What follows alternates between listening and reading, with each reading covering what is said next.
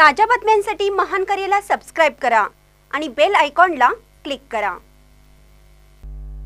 सगळ्या समाजाला विनंती करतोय, माझ्यासहित नेत्यांच्या बोलण्याकडे लक्ष देऊ नका। बच्चू कडू म्हणाले, मी या सगळ्या जातीपातीच्या बाबत शिवजयंतीनंतर बोलणार आहे। आज ज्या घटना होत आहेत या सगळ्या बाबतीत मी 20 तारखेला पत्रकार परिषद घेऊन बोलणार आहे। मी भुजबळ आणि आरक्षण यावर काय बोलायचे हे ठरवलं आहे। सगळ्या समाजाला विनंती करतोय, माझ्यासहित नेत्यांच्या बोलण्याकडे लक्ष देऊ नका। आता निवडणुका आहेत, धर्म आणि जातीची लढाई बघायला मिळत आहे। एका ताटात जेवणारे लोक आता ताट हिसकावू लागले आहेत। अशा अनेक टीका बच्चू कडू यांनी केल्या आहेत।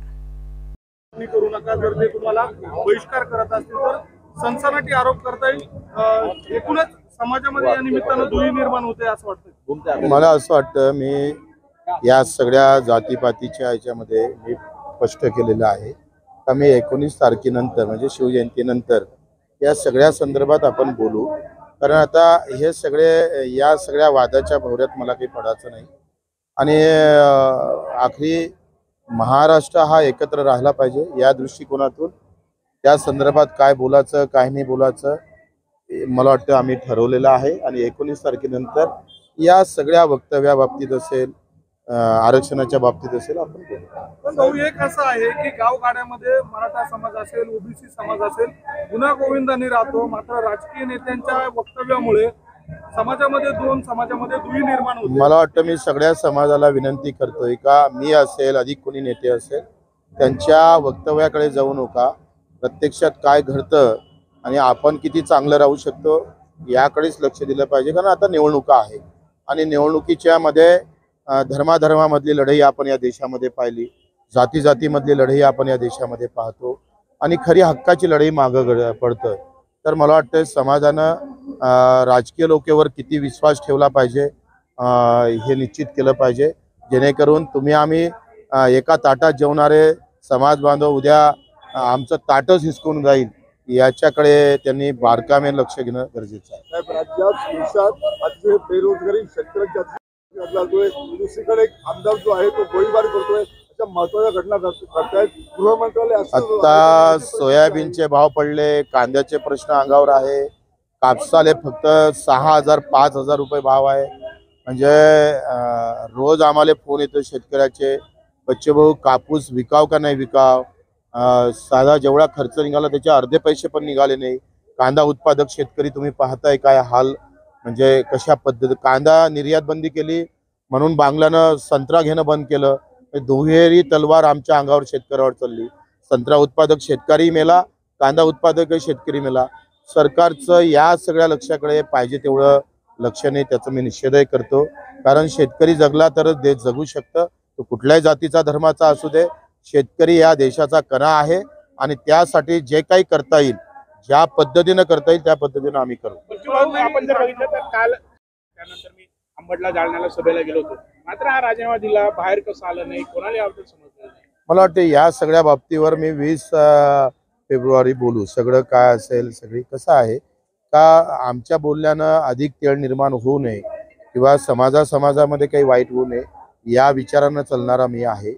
आम्ही शेतकऱ्यासाठी तिखट बोलू, पण जातीमध्ये कुठेतरी तेढ निर्माण होईल असं वाईट बच्चू कडू आयुष्यात कधी बोलणार नाही। त्याचा विचार करूनच आम्ही समोर पावलं टाकू। 20 फेब्रुवारी काय बोलणार? शिवजयंती आहे, थोडं शिवाजी महाराजांना 18 पगड जातीला घेऊन स्वराज्य निर्माण करण्याचा प्रयत्न केला। त्या 18 पगड जाती एकत्र राहायला पाहिजे, हिंदुस्थान आबिद राहायला पाहिजे आणि शेतकरी जगला पाहिजे या विचारानं। नाही असं काही नवीन निर्णय काय, आमची सध्या ताकदच नाही नवीन निर्णय घ्यायची। समाजानं आम्हाला जेव्हा ताकद देईल तेव्हा चांगले निर्णय घेऊ ना। आता कुठं, आता 2च आमदार हो आमचे, आम्ही निर्णय घेऊन काय फरक पडणार आहे सरकारवर अधिक कोणावर। मध्यंतरीच्या काळामध्ये तुम्ही जरांगे पाटलांशी त्यानंतर मी अंबडला जालन्याला सभेला गेलो होतो, मात्र हा राजीनामा दिला, बाहेर कसं आलं नाही, कोणाला याबद्दल समजलं नाही। मला वाटतं या सगळ्या बाबतीवर मी 20 फेब्रुवारी बोलू। सगळं काय असेल सगळी कसं आहे का आमच्या बोलण्यानं अधिक तेढ निर्माण होऊ नये किंवा समाजामध्ये काही वाईट होऊ नये या विचारानं चालणारा मी आहे। आम्ही शेतकऱ्यासाठी तिखट बोलू, पण जातीमध्ये कुठेतरी तेढ निर्माण होईल असं वाईट बच्चू कडू आयुष्यात कधी बोलणार नाही। त्याचा विचार करूनच आम्ही समोर पावलं टाकू। 20 फेब्रुवारी काय बोलणार? शिवजयंती आहे. थोडं शिवाजी महाराजांना 18 पगड जातीला घेऊन स्वराज्य निर्माण करण्याचा प्रयत्न केला. त्या 18 पगड जाती एकत्र राहायला पाहिजे, हिंदुस्थान आबिद राहायला पाहिजे आणि शेतकरी जगला पाहिजे या विचारानं. नाही असं काही नवीन निर्णय काय, आमची सध्या ताकदच नाही नवीन निर्णय घ्यायची. समाजानं आम्हाला जेव्हा ताकद देईल तेव्हा चांगले निर्णय घेऊ ना. आता कुठं, आता 2च आमदार हो आमचे, आम्ही निर्णय घेऊन काय फरक पडणार आहे सरकारवर अधिक कोणावर. मध्यंतरीच्या काळामध्ये तुम्ही जरांगे पाटलांशी, नंतर मराठा समाजामध्ये काही प्रमाणामध्ये नाराजीचा सूर देखील बघायला मिळतोय. अध्यादेश असेल किंवा मसुदा असेल याबाबतही प्रश्न उपस्थित केले जातात. त्या सगळ्या बाबतीत मी 20 फेब्रुवारीला पत्रकार परिषद घेऊन सांगतो. तुम्ही लोकांना शांततेचं आवाहन केलंय, मात्र सत्ताधारी आमदार आणि मंत्री वातावरण दूषित करायचं काम करताय. मध्यंतरीच्या काळामध्ये शिंदेचेच एक आमदार सरवणकर यांच्या माध्यमातून झाला, अशा पद्धतीचं थेट परत एकदा बंदूक काढायला काही हरकत नाही, पण ते स्वहितासाठी नाही, सो चांगल्यासाठी नाही, देशासाठी काढावं ना, काय हरकत आहे. एखादी गोळी आपल्या दिमागात मारून घ्यायला काही हरकत नाही, पण ते देशाहितासाठी, शेतकऱ्यांसाठी, मजुरांसाठी, कष्टकऱ्यांसाठी काढायला काही हरकत नव्हती. आम्ही त्यांचं स्वागत केलं असतं.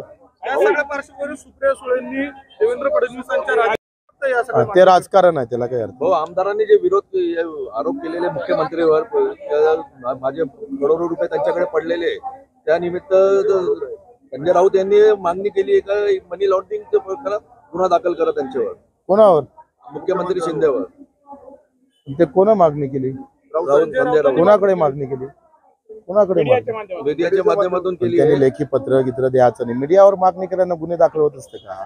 राऊतांना आतापर्यंत समजत का नाही हेच समजत याआधी अहो, त्यांनी एक पत्र तयार करायला पाहिजे. त्यांचे आमदार विधानसभेत आहे, खासदार आहे, त्यांनी विधानसभेत मांडावं, लोकसभेत मांडावं, मीडियासमोर मांडावं, गुन्हे दाखल करावं. म्हणजे मला वाटतं हे काही समजायला कारण लागत नाही. म्हणजे मीडिया समोरच मांडतात ना, तरी गुन्हे दाखल होतात. कुठं आहे सौम्या मीडिया समोर मांडत नाही, सौम्या कागदपत्र घेऊन फिरतं. राऊतांनी ते कागदपत्र घेऊन फिरावं. निवडणूक आता आचारसंहिता लागेल असं म्हटलं जातंय.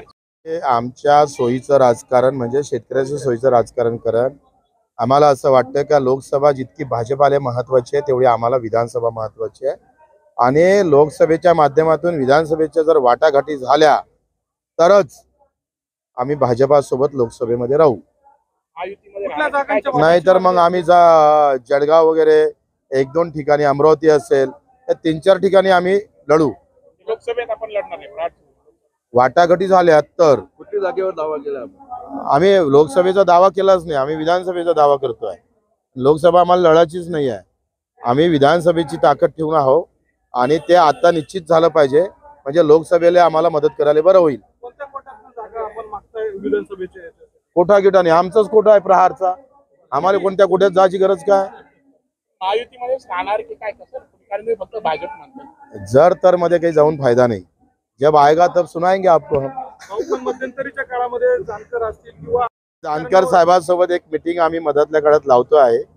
जानकर, आम्ही आणि राजू शेट्टी वगैरे घेऊन एक चांगली ताकद निर्माण होईल, पण शेतकऱ्याच्या प्रश्न घेऊन, मजुराचे प्रश्न घेऊन, शेतकरी असेल, मजूर असेल, जे काही निराधार असेल, हा अजेंडा घेऊन आम्ही समोर जाऊ. प्रकाश आंबेडकरांचं जे महाविकास आघाडी म्हणते की आमच्या सोबत आहे, प्रकाश आंबेडकर म्हणतात की, हा प्रश्न तुम्ही प्रकाशरावजींना विचारायला पाहिजे ना, मी कसं सांगणार त्यांच्या मनात काय आहे, आणि त्यांच्या मनातलं माझ्यासारखा माणूस सांगू शकेल एवढा तर मी मोठा नाही आहे. मला वाटतं ते सांगू शकेल.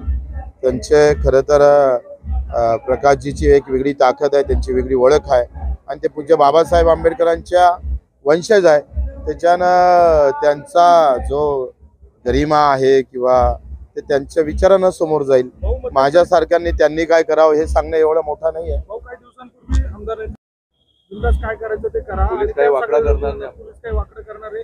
एकूणच ही जी प्रतिक्रिया आहे, या प्रतिक्रियेनंतर काही तास उलटत नाही, तो गायकवाडांनी अशा पद्धतीचं केलं, मग हिंमत वाढवण्याचा प्रयत्न आहे का नेमकं काय म्हणायचं, कसं बघता? आता ते राणेंची भाषा आहे त्यांची, जसे ठाकरी भाषा होती तशी राणेंची भाषा आहे, तेवढं तुम्ही गांभीर्यानं नाही घेतलं पाहिजे.